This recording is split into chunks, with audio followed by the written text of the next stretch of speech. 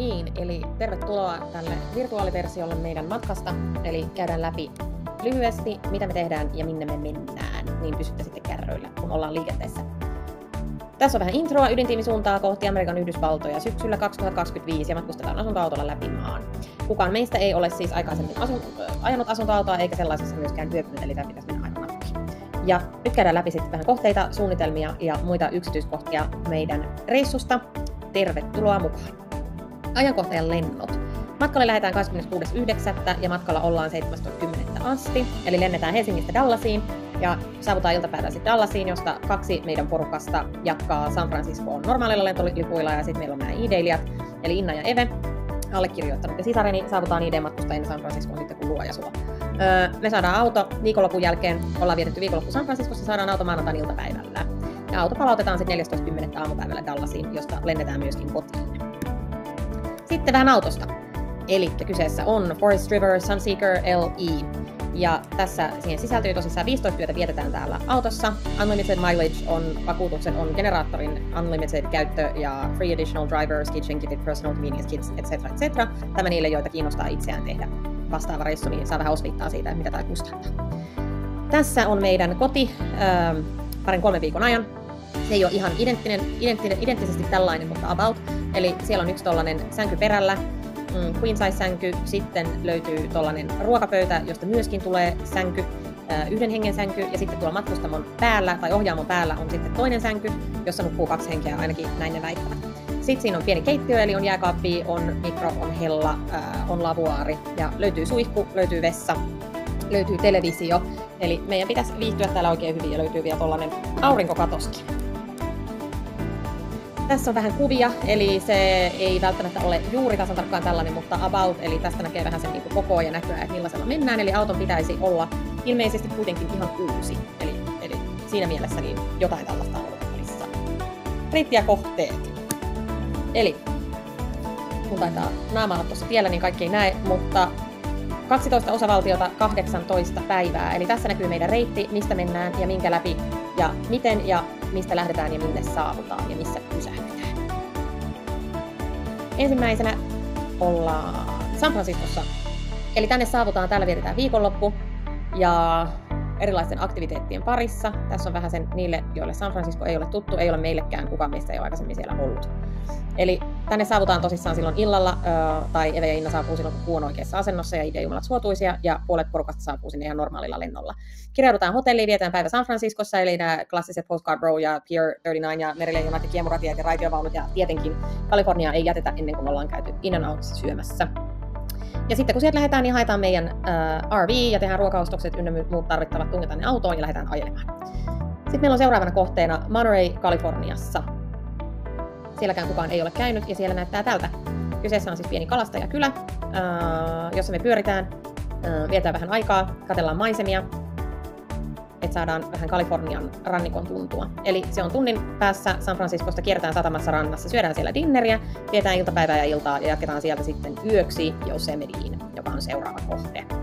Ja siellä taas sen näyttää tältä. Elikkä patikoimista on tiedossa ja hienoja maisemia. Esitys vähän lakaa. Yes. Eli saavutaan sinne, yövytään siellä tällaisessa RV-parkissa, mennään aikaisin aamulla sisään puistoon, otetaan tällainen shuttle ja mennään tuonne Sequoia-metsään, eli missä on näitä tällaisia jättipuita, ja aloitetaan sieltä ensimmäinen vaellus. Sen jälkeen palataan shuttlella, otetaan auto, ajetaan seuraavaan kohtaan, jossa vaelletaan vähän lisää. Ja sitten taas ajetaan vähän lisää ja sitten taas vaelletaan. Sen jälkeen mennään Yosemite Villagein pizzalounalle, ja siitä mennään sitten Bridal Valleen ja tehdään Bridal Veil Fall Trail vesiputousvaellus. Ja siitä lähdetään kohti seuraavaa kohdetta, ja vieläkin ollaan Kaliforniassa, eli Mammoth Lakes. Tämä on tällainen vähän niin kuin välipysähdys matkalla sitten seuraavaan osavaltioon. Ja kyseessä on siis tällainen paikka, joka on myöskin hiihtokeskus. Ja sieltä löytyy myös kuumia lähteitä, ja sellainen koitetaan jostain pongata. Saavutaan sinne Tioga Passin näköalareitin kautta illalla, yövytään siellä myöskin RV-parkissa ja lähdetään aamulla sitten kohti Death Valleyä. Ajomatka on noin 4 tuntia siinä kohtaa. Pysytään Kaliforniassa, eli seuraavana meillä on Death Valley, joka taitaa olla käsitykseni mukaan maailman kuumin, tai ainakin kuumimpia paikkoja. Lämpöennätykset on mun mielestä jatkuvasti mitattu Death Valleysta, ja sen takia tänne ei itse asiassa saa ajaa asuntoautolla ollenkaan. kesäkuukausina, eli me ollaan juuri päivä sen jälkeen, kun tämä kielto loppuu, niin kohteessa. Ja siellä on, silloinkin kun me ollaan siellä, niin 36 astetta päivällä. Ja puhutaan kuitenkin syys-lokakuun vaihteesta. Saavutaan iltapäivällä, käydään vähän näitä nähtävyyksiä, mitä tuossa kuvissakin näkyi. Ja sitten meidän ensimmäinen kokemus tällaisesta dry campingista, jossa me yövytään. Eli siellä ei ole minkään valtakunnallinen amenities. Siellä on vessa, joka on todennäköisesti enemmän tällaista bajamaja-tyyliä. Ei ole suihkuja, ei ole mitään hukauksia, ei ole yhtään mitään organisoitua toimintaa. Sitten me grillataan illallista siellä camping-alueella, jos saadaan tulia aikaiseksi. Katsotaan siellä auringonlaskua, tähtötaivas on kuulemma mieletön, erityisesti tuolta kraaterista. Ja seuraavana päivänä me ajetaan sitten Lefkalin nähtävyyspisteen läpi. Eli siellä kuljetaan siis autolla noin kaikkiin paikkoihin, koska lämpötilat on sellaisia, että tämä ei ole mikään vaelluskohde. Ja kun tämä on tehty, niin lähdetään sitten kohti Vegasia ja ajomatkaan tässä kohtaa noin 3,5 tuntia. Ja osavaltio vaihtuu, saavutaan Nevadaan ja tarkemmin saavutaan Vegasiin. Tässä hiukan niille, joille kohde ei ole tuttu, jos sellaisia nyt sattuu olemaan. Saavutaan päivällä, kirjaudutaan hotelliin, mikäpä muukaan kuin Luxor. Eli se pyramidin muotoinen hotelli ja huone piti tietenkin sitten ottaa ihan itse pyramidista. Laittaudutaan hotellilla, lähdetään 24H digibaariin, koska miksi ei. Ensimmäiseen happy houriin, jonka jälkeen mennään Beauty and Essexiin alkupaloille ja happy hour numero 2. Ja sieltä siirrytään Super Freakoon illalliselle. Illallisen jälkeen meillä on vuorossa RuPaul's Drag Race Live. Ja shown jälkeen tarkoitus on nauttia alkoholiannoksia anniskeluravintoloissa, juhlia sekä pelata uhkapelejä lähinnä koko yö. Aamulla mennään Bottomless brunssille, alkoholin nauttiminen on vapaaehtoista, mutta siihen kannustetaan. Ja iltapäivällä ajellaan sitten kohti Grand Canyonia ja ajomatka on tässä kohtaa 4 tuntia. Ja disclaimerina huolestuneille, eli se joka ajaa ei tietenkään nauti alkoholia, eli ei tarvitse soittaa poliisille etukäteen. Sitten vaihtuu taas osavaltio, mennään Arizonaan, eli vuorossa on Grand Canyon ja tässä on hiukan fiilistelykuvia sieltä. Tämä kyseinen paikka näyttää hyvin paljon 127 Hours elokuvan paikalta, minne se mies jäi jumiin ja joutui leikkaamaan oman kätensä irti, mutta kyseessä ei tainnut olla itse asiassa Grand Canyon. No, kuitenkin, vältetään tätä kohtaloa. Saavutaan tänne illalla, hengaillaan, grillataan, yövytään taas RV-parkissa, noustaan ennen kukon laulua, katsotaan auringonnousu kanjonissa, joka tapahtuu noin kello 6.30. Sitten suoritetaan valitsemamme pituinen vaellus, tässä jakaudutaan todennäköisesti tällaiseen niin kuin suorittavaan ryhmään, eli karhuryhmään ja sitten tällaiseen vapaa-ajan eläkeläisryhmään, ja toiset menee shutlella ja toiset menee sitten vaeltamaan niin kuin ihan tosissaan. Ja sitten kun sieltä on jokainen selvinnyt hengissä takaisin, niin lähdetään ajamaan kohti Wigwam-motellia iltapäivällä. Eli päivä on vietetty Grand Canyonissa ja ajomatka on tuossa kohtaa noin 2,5 tuntia. Eli saavutaan Holbrook, Arizonaan, ja tässä ollaan kuuluisan valtatie 66 tien varrella, jossa on tällainen motelli, jossa yövytään näissä wigwameissa, eli tänne oli tietenkin pakko päästä. Ja tässä yhteydessä on myöskin tällainen Indian Rock Shop, jonne on ehdottomasti myöskin päästävä. Niin mennään sinne, nukutaan tiipiissä, mennään kivikauppaan, sitten aamulla mennään Tom & Susie's Dineriin aamiaiselle ja sitten lähdetään ajamaan kohti Albuquerquea ja ajomatkaan tässä kohtaa 3 tuntia. Osavaltio vaihtuu taas, sitten mennään Albuquerqueen, New Mexicoon. Täällä meitä odottaa maailman valokuvatuin tapahtuma, eli Albuquerque Balloon Fiesta, joka tapahtuu kerran vuodessa ja me ollaan ajoitettu siis reissumme niin, että me päästään tänne. Eli täällä on erilaisia lähtökohtaisesti kuumailmapalloihin liittyviä aktiviteetteja. Tämä on monen päivän tapahtuma. Ja me saavutaan Albuquerqueen päivällä ja tämän tapahtuman vuoksi niin kaikki RV-parkit on aivan tukossa ja täynnä ja myöskin tosi kaukana, niin me käytetään tällaista RV Airbnb-tyyppistä sivustoa, jonka kautta me ollaan löydetty sitten Manny, joka ystävällisesti majoittaa meidät hänen takapihallaan. Eli ajetaan Mannyn takapihalle, mennään Balloon Fiestaan iltapäivällä, vietetään siellä iltapäivä ja ilta, ja siellä on musiikkiesityksiä, on drone showta, on chainsaw carving exhibitionia ja on ilotulikuuksia ja pallokilpailua ja mitä ei. Ja sitten aamulla lähdetään taas kello 06 jalan katsomaan ensimmäistä kuuma-ilmapallojen nousua, joka alkaa 6.30. Sitten kansallislaulua, joka alkaa kello 7.00. Ja heti kun on sanottu Land of the Free ja Home of the Brave, niin jatketaan matkaa kohti Coloradoa, eli Nastalaukan välittymässä. Sitten päästään seuraavaan osavaltioon, eli Coloradoon. Coloradossa meillä on muutamakin eri kohde, joissa me käydään. Myöskin zipline kuuluu tarinaan ja tämä silta sekä aavikko. Eli sieltä tosiaan aloitetaan Great Sand Dunes sieltä Coloradosta, fiilistellään maisemia, käydään tsekkaamassa aavikkoa ja sitten jatketaan kohti Royal Gorgein siltaa. Ajomatka 2 tuntia. Saavutaan sinne viimeistään 3, ajetaan sillalle, jossa mennään ziplinea pitkin, ja jos haluaa, niin sillan voi myös kävellä tai mennä funikulaarilla, mutta viimeaikaisten tapahtumien valossa, niin sen pitäisi hermostuttaa huomattavasti enemmän kuin zipline. Tämän jälkeen suoritetaan pieni vaellus puistossa ja jatketaan sitten Colorado Springsiin, joka on meidän seuraava kohde, ja ajomatka on tässä kohtaa vajaa tunti.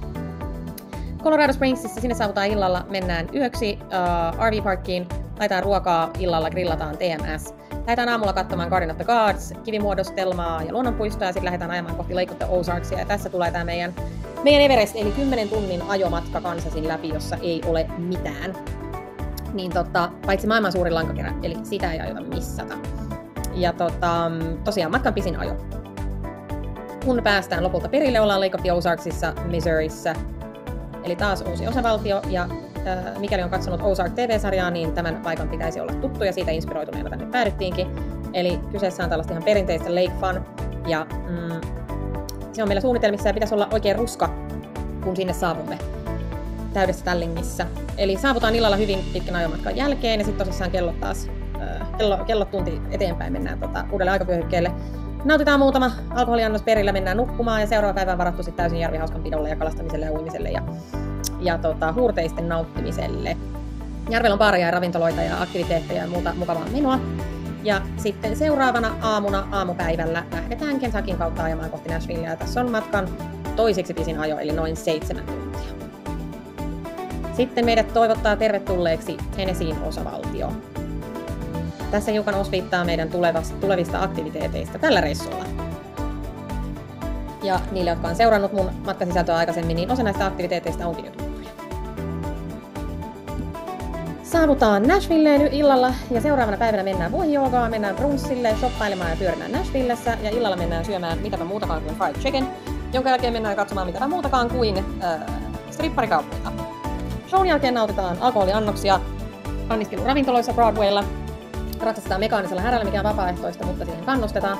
Ja seuraavana päivänä nautitaan brunssi, laittaudutaan, mennään iltapäivällä polkemaan tuollaista pyöräbaaria läpi Nashvillen ja rivitanssimaan. Ja nautitaan lisää alkoholiannoksia anniskeluravintolassa. Seuraavana päivänä lähdetään ajamaan sitten kohti Memphisiä, eli kaupunki vaihtuu, osavaltio pysyy. Memphisissä käydään aika lailla pikaisesti myös, koska haluamme säilyä hengissä, niin ei lähdetä sinne poopoilemaan ihan hirveästi. Tässä on kuitenkin vähän tunnelmia, eli tuossa on kuuluisa Beale Street ja meidän kohde on oikeastaan Graceland. Mikäpä muukaan. Käydään Elviksen kotitalossa, käydään katsomassa lentokoneet ja autot ja niin edelleen. Ja sinne saavutaan tosissaan iltapäivällä ja kierrellään Gracelandissa muutama tunti ja syödään Memphisissä tietenkin ribsejä, jotka on siellä kuuluisia. Ja sitten me lähdetään ajamaan kohti uutta osavaltiota. Eli seuraava kohde on Hot Springs, Arkansas, ja ajomatka on tässä kohtaa 3 tuntia. Ja Arkansas toivottaa meidät tervetulleeksi. Eli kyseessä on siis kansallispuisto ja kaupunki, jossa on tällaisia vanhanaikaisia, alkuperäisiä 20-luvun tällaisia bathhouses, johon meidän on tarkoitus mennä, eli me menemme tähän kyseiseen bathhouseen. Ja siellä on tosissaan kaikki niin kuin oli 100 vuotta sitten, ja tällaisiin on meidän tarkoitus sitten mennä. Tosissaan hyvin autenttista ja vanhanaikaista tunnelmaa. Sinne meidät kääritään. Eli saavutaan illalla Hot Springsiin, yövytään kansallispuiston sisällä RV-parkissa, ja aamulla lähdetään sitten kylpemään tuonne Bagstaff Pass kylpylään. Ja sitten kun on synnit siellä huudeltu pois, niin lähdetään ajamaan kohti Dallasia iltapäivällä. Eli tässä on noin 3 tunnin ajomatka.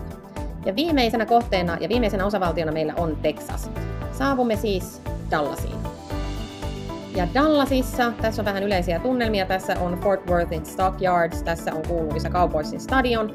Vähän lisää Texas Longhorn härkiä sekä silmä, joka löytyy hotellin läheisyydestä, joka on tietenkin pakko tsekata. Eli saavutaan tosissaan iltapäivällä ja kirjaudutaan hotelliin ja me vietään muutama päivä tutustuen Dallasiin eri tavoilla. Eli siellä on tosissaan Fort Worthin Cattle Drive, Cowboysin stadioni, Target, pihviä ja juomia lännen saluunoissa, etc. Shoppailua niin paljon kuin matkalappuihin mahtuu. Ja sitten palautetaan autoa ja lennetään Suomeen kun luo ja suo.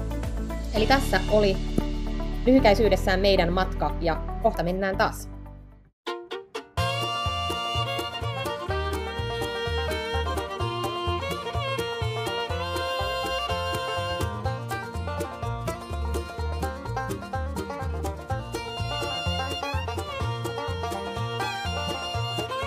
Kyllä me tästä selvitään. Aina ennenkin on selvitty.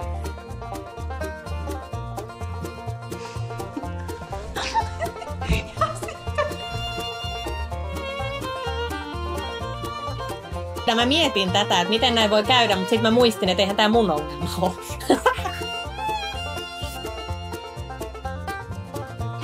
Odotan myös pienimuotoisia vastoinkäymisiä. Mä niin kuin innostun niistä.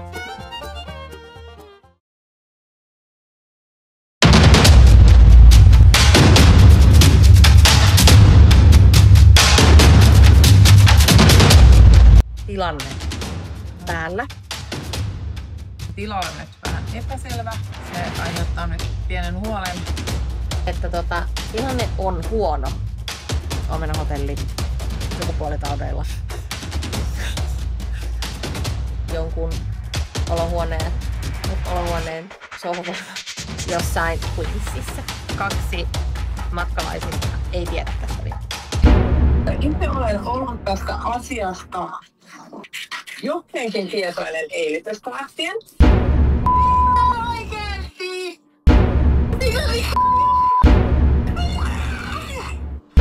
Mua itsettäisi, jos mä en arvostanut, että mä en voi ymmärtää, miten voi ihmisellä olla näin huono suuri.